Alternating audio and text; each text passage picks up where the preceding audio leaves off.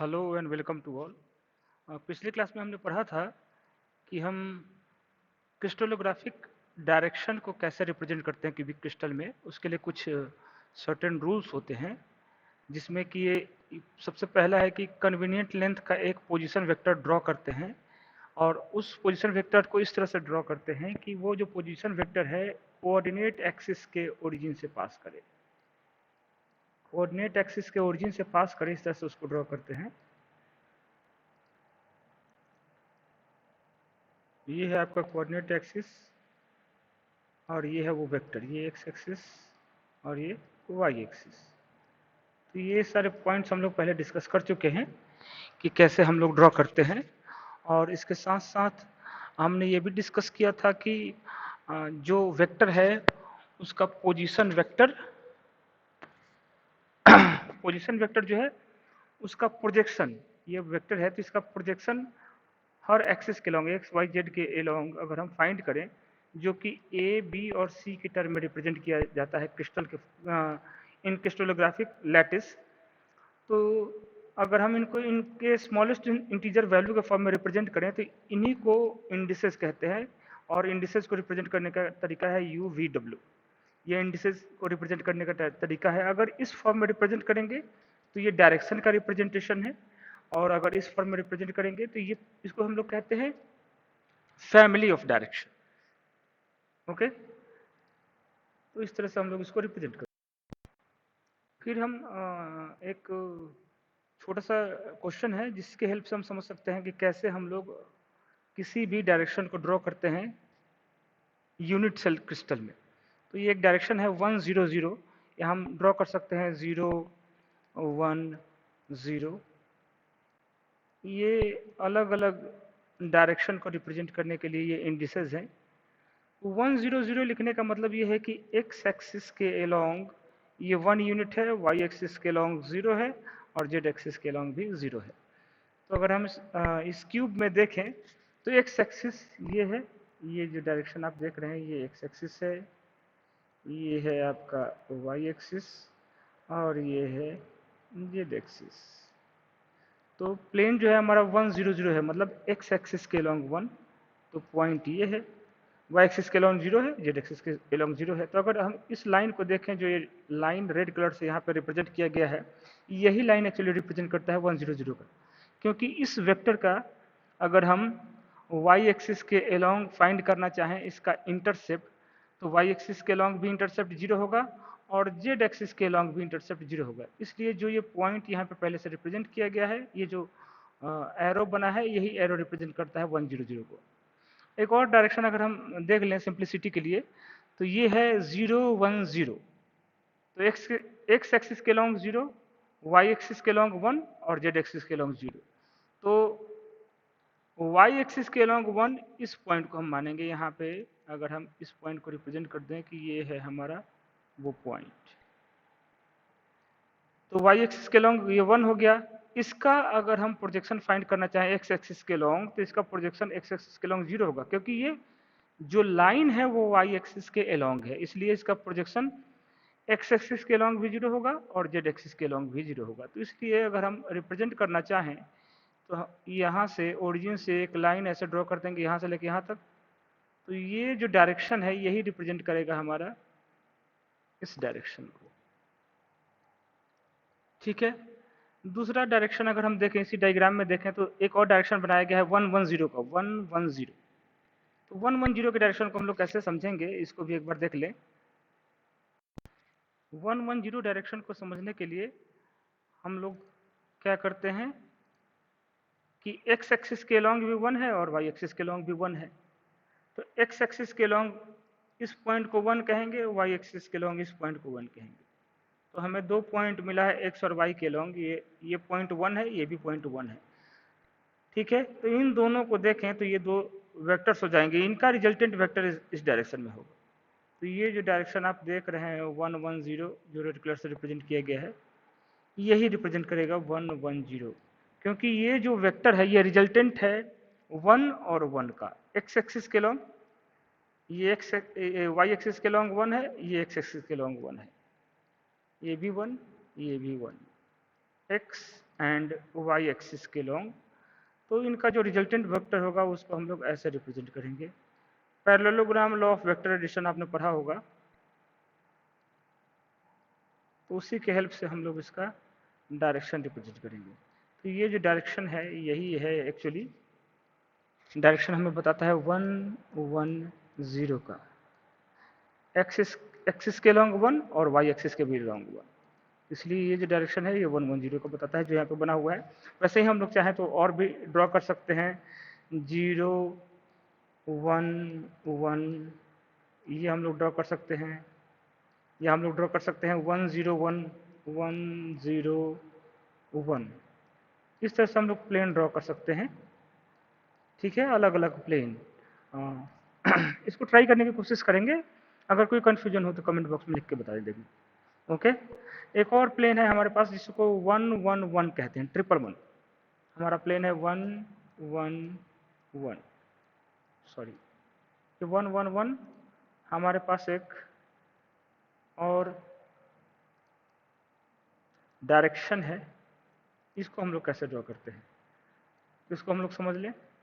पहले हम लोग देखें एक्स और वाई एक्सिस के लॉन्ग 1 1, तो एक्स एक्सिस के लॉन्ग 1 यहाँ पे होगा, वाई एक्सिस के लॉन्ग 1 यहाँ पे होगा। दोनों का रिजल्टेंट ये वाली लाइन है जो 1 1 0 है, तो इन दोनों का रिजल्टेंट ये 1 1 0 वाली लाइन हो गई। अब हमारे पास ये एक रिजल्टेंट है और हमारे पास जेड एक्सिस है, तो जेड एक्सिस के लॉन्ग भी 1 है, तो 1 1 का रिजल्टेंट ये हो गया और जेड एक्सिस के लॉन्ग 1 हो गया ये। तो इन दोनों का अगर हमें रिजल्टेंट फाइंड करना है तो इनका रिजल्टेंट यही होगा। इसी रिजल्टेंट को एक्चुअली हम लोग कहेंगे 1 1 1। इसका प्रोजेक्शन तीनों एक्सिस पे होगा, एक्स एक्सिस के लॉन्ग भी होगा, वाई एक्सिस के लॉन्ग भी होगा, जेड एक्सिस के लॉन्ग भी होगा। तो इसका प्रोजेक्शन जो होगा वो तीनों एक्सिस के लॉन्ग होगा।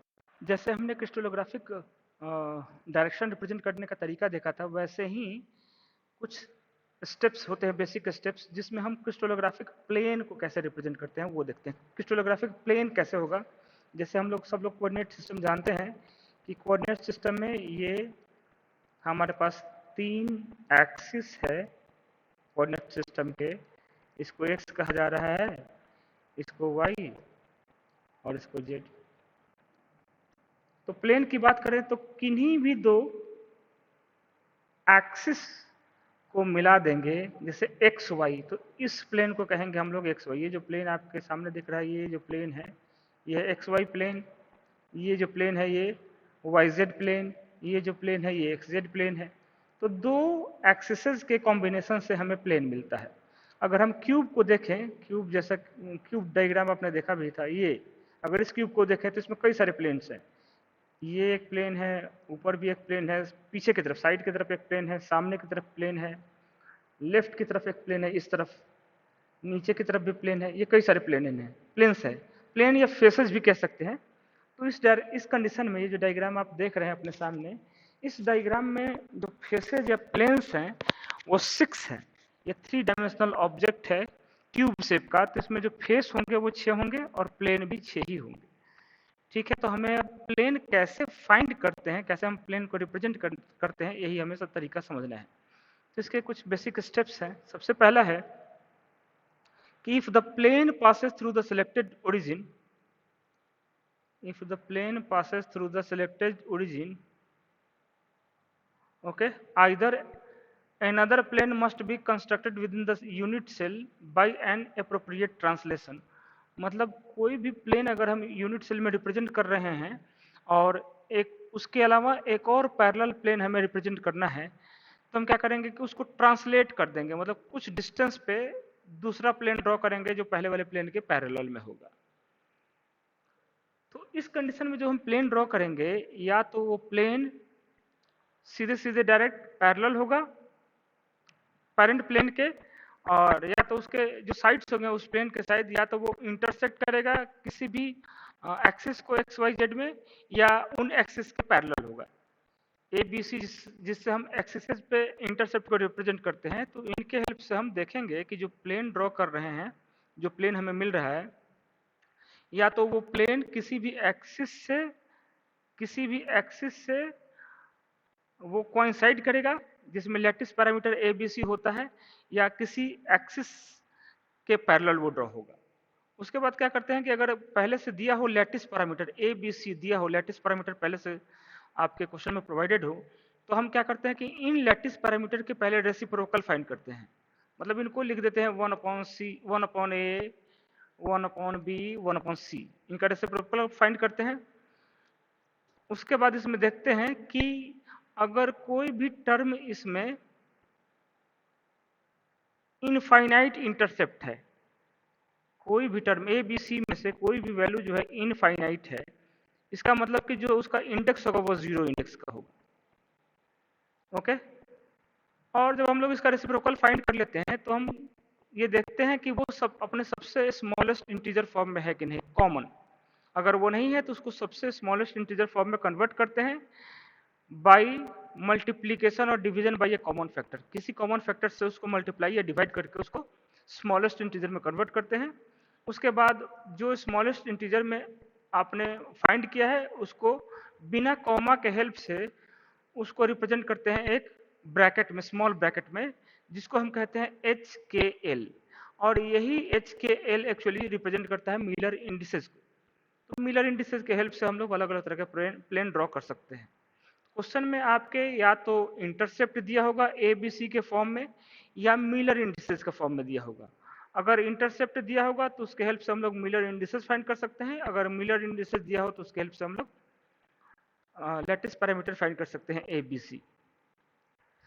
एक और पॉइंट है इसमें नोट करने के लिए, if a plane is parallel to an axis, कोई भी प्लेन अगर किसी भी एक्सिस के पैरेलल हो, अगर एक्स एक्सिस के पैरेलल हो तो उसकी जो मिलर इंडेक्स वैल्यू होगी वो 0 होगी और इंटरसेप्ट जो है इन्फिनिटी होगा। अगर एक्स के लॉन्ग है तो एक्स का इंटरसेप्ट इन्फिनिटी होगा, मिलर इंडेक्स 0 होगा। वाई के लॉन्ग है तो उसका इंटरसेप्ट इन्फिनिटी होगा, मिलर इंडेक्स 0 होगा। अगर जेड के एक्सिस है तो सी इंटरसेप्ट जो है वो इन्फिनिटी होगा और मिलर इंडेक्स की वैल्यू 0 होगी।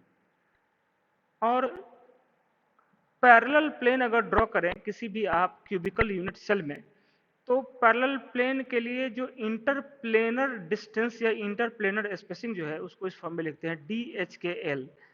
DHKL will be equal to A upon, A है intercept on x axis, A upon root under h² k² plus l²। तो इसके हेल्प से हम लोग ड्रॉ कर सकते हैं अलग अलग प्लेन। अगर इस डायग्राम को देखें यहाँ पे तो यह इसमें अलग अलग प्लेन्स ड्रॉ किए गए हैं इस डायग्राम में, जिसके हेल्प से हम लोग समझ सकते हैं। यहाँ पे प्लेन ड्रॉ किया गया है 0 0 1 के लिए प्लेन ड्रॉ किया गया है। तो ये एक्स एक्सिस है, ये वाई एक्सिस है और ये जेड एक्सिस है। ये 0 0 1 मतलब 0 0 1 लिखने का मतलब क्या हुआ कि ये हमें बताया जा रहा है, ये एक्चुअली मिलर इंडिसेस के फॉर्म में इसको लिखा गया है 0 0 1। तो x के अलोंग इसका अगर हम इंटरसेप्ट फाइंड करना चाहें तो 1/0 1/0 और 1/1, ये हो जाएगा x के अलोंग इन्फिनिटी, y के अलोंग भी इन्फिनिटी। 1/0 मतलब 1/0 मतलब इन्फिनिटी ही, ठीक है। और 1/1 मीन्स 1। तो ये है इसका इंटरसेप्ट हमें मिल गया 1 1 1। ये x के अलोंग इंटरसेप्ट, y के अलोंग इंटरसेप्ट और z के अलोंग इंटरसेप्ट 1 है। तो हमें प्लेन ड्रॉ करना है, तो यहाँ से हम देखें इस ओरिजिन से, तो हम सबसे पहले उस पॉइंट को सेलेक्ट करते हैं जिसके अलोंग 1 या अदर देन 0 और इन्फिनिटी लिखा गया हो, ठीक है। तो इसमें x और y के अलोंग इन्फिनिटी है, z के अलोंग 1 है, तो z के अलोंग 1 हम चेक करेंगे। तो इस ओरिजिन से हम z के अलोंग देखें तो z एक्सिस ये है, इसके अलोंग 1 इस पॉइंट पे आया, ठीक है। अब हमारा जो प्लेन है वो x के पैरेलल है, तो x के पैरेलल इसी पॉइंट से हमने z पे जो पॉइंट फिक्स किया है ये हमारा z पे पॉइंट है। z से हम लोग क्या करेंगे, x के पैरेलल लाइन ड्रॉ कर देंगे और फिर y के भी पैरेलल लाइन ड्रॉ करेंगे। ऐसे हमने लाइन ड्रॉ कर दिया। अब फिर एक हम लोग रेक्टेंगल बना देंगे ऐसे। पहले हमने क्या किया, x के पैरेलल लाइन ड्रॉ कर दिया, फिर y के पैरेलल लाइन ड्रॉ कर दिया, फिर हम इसके इस लाइन के पैरेलल एक और लाइन ऐसे ड्रॉ करेंगे, फिर इसके पैरेलल एक और लाइन ऐसे ड्रॉ कर देंगे, तो हमें एक प्लेन मिल गया। तो ये जो प्लेन मिला है हमें 0 0 1 प्लेन है। इसी के पैरेलल ओरिजिन से होता हुआ प्लेन भी है। ये दोनों जो है प्लेन 001 के प्लेन है, ये भी 001 है। तो ये सारे के सारे प्लेन जो है एक दूसरे के पैरेलल हैं और 001 इनका मिलर इंडिसेस है। इन्हीं दो पैरेलल प्लेन के बीच में अगर इंटरप्लेनर डिस्टेंस फाइंड करना हो कि इन दोनों पैरेलल प्लेन के बीच में इंटरप्लेनर डिस्टेंस क्या होता है, तो इसी के लिए ये फॉर्मूला है पहले जो बताया था, d equal to under root d equal to a upon under root H square K square plus L square. वैसे ही ये एक प्लेन है, ये जो प्लेन है ये 110 का प्लेन है। 110 कहने का मतलब x एक्सिस के अलोंग 1, y एक्सिस के अलोंग 1 और z एक्सिस के अलोंग इन्फिनिटी। अगर इंटरसेप्ट की बात करें, ये एक्चुअली यहाँ पे मिलर इंडिसेस दिए गए हैं, इनका इंटरसेप्ट फाइंड करने के लिए इनका रेसिप्रोकल फाइंड करना पड़ेगा। तो इसके लिए हो जाएगा इंटरसेप्ट 1, 1 एंड इन्फिनिटी। तो मैंने पहले भी कहा है कि जिस एक्सिस के अलोंग 1, 1 पॉइंट मेंशन हो या अदर देन 0 और इन्फिनिटी मेंशन हो, पहले हम उस पॉइंट को सिलेक्ट करेंगे या उस एक्सिस को देखेंगे। तो इसमें देखें तो एक्स एक्सिस के अलोंग 1 है, तो हमारे पास फिर से यही एक्स एक्सिस है, ये वाई है और ये जेड है। तो एक्स एक्सिस के अलोंग 1 ये पॉइंट हो गया, ये वाला पॉइंट जो है ये एक्स एक्सिस के अलोंग 1 हो गया। वाई के अलोंग पॉइंट 1 हो गया, ये एक्स और वाई के अलोंग हो गया। अब क्या करेंगे कि इसको इस पॉइंट से मिला देंगे, जो ये लाइन मिली हुई है। इनको मिलाने के बाद क्या करेंगे, इसी लाइन के पैरेलल लाइन हम ड्रॉ करते चलेंगे ऊपर की तरफ। तो हम अपोजिट कॉर्नर पर पहुंच जाएंगे। इस कॉर्नर के अपोजिट वाला कॉर्नर ये है और इस कॉर्नर के अपोजिट वाला कॉर्नर ये है। अब इनको भी मिला देंगे तो हमें जो प्लेन मिलेगा यही प्लेन 110 प्लेन को रिप्रेजेंट करता है। अब क्या करते हैं कि इसी के पैरेलल कई सारे प्लेन हम लोग ड्रॉ कर सकते हैं जिन सबका मिलर इंडिसेस 110 होगा। तो ये सारे जो प्लेन है एक दूसरे के पैरेलल है और इन सबका मिलर इंडिसेस 110 है। थर्ड है हमारे पास ये एक जिसमें मिलर इंडिसेस 111 दिया गया है। तो इसको ड्रॉ करने के लिए इसमें भी क्या करते हैं, एक्स एक्सिस के अलोंग 1, वाई के अलोंग 1 और जेड के अलोंग 1। तो एक्स एक्सिस के अलोंग ये एक्स है, ये वाई है और ये जेड है। तीनों एक्सिस के अलोंग एक्स के अलोंग 1, वाई के अलोंग 1 और जेड के अलोंग 1, तीनों के अलोंग 1, 1 हम पहले रिप्रेजेंट कर देंगे कि हमारे पास तीनों के अलोंग 1, 1 है। अब क्या करेंगे कि इन्हीं सबको एक दूसरे से कनेक्ट कर देंगे। एक्स के 1 को वाई के 1 से कनेक्ट कर दिया। तो ये जो लाइन अगर आप देख रहे हैं, ये जो बॉटम वाली लाइन है, ये एक्स के 1 को वाई के 1 से कनेक्ट कर रहा है। फिर जेड के 1 को वाई के 1 से कनेक्ट कर दिया गया ये। फिर वैसे ही जेड के 1 को एक्स के 1 से कनेक्ट कर दिया गया ये। तो हमारे पास एक प्लेन मिल गया है जो 111 को रिप्रेजेंट करता है। तो यही हमारा प्लेन है 111 जो आप देख रहे हैं। अब इसी के पैरेलल अलग अलग प्लेन ड्रॉ कर दिए हैं। दूसरे वाले प्लेन के लिए, दूसरे वाले प्लेन का जो ओरिजिन है ये पहले वाले प्लेन के इस पॉइंट से होकर पास कर रहा है। फिर तीसरे वाले का जो ओरिजिन है वो दूसरे वाले के इस कॉर्नर से होकर पास कर रहा है, इस पॉइंट से पास कर रहा है। तो ये सारे के सारे प्लेन, ये तीनों प्लेन अगर हम देखें तो ये तीनों प्लेन जो हैं एक दूसरे के पैरेलल हैं और इनका मिलर इंडिसेस 111 है, 111 ये मिलर इंडिसेस है इनका, जो कि यहाँ ड्रॉ किया गया है। ठीक है, तो यही है हमारा मिलर। यहाँ पे एक डायग्राम है जिसमें प्लेन्स रिप्रेजेंट किए गए हैं, प्लेन्स भी रिप्रेजेंट किया गया है, डायरेक्शन भी रिप्रेजेंट किया गया है। तो यहाँ पे अगर हम देखें तो ये डायरेक्शन 3 तरह का रिप्रेजेंट किया गया है। पहला डायरेक्शन है 001 का। तो 001 कहने का मतलब जेड एक्सिस के अलोंग 1 है। जेड एक्सिस के अलोंग 1 ये वाला जो डायरेक्शन है, इसमें जेड यहाँ पे बना दिया गया है। वैसे अलग अलग बुक्स में अलग अलग हो सकता है। तो एक्स वाई जेड के अलोंग, तो जेड एक्सिस के अलोंग 1। तो अगर हम देखेंगे तो ये जो डायरेक्शन है ग्रीन कलर से जो रिप्रेजेंट किया गया है वो रिप्रेजेंट कर रहा है 001 डायरेक्शन को। सेकंड है अगर 011 को रिप्रेजेंट करना हो तो 011 को रिप्रेजेंट करने का जो हमारा डायरेक्शन है वो है ये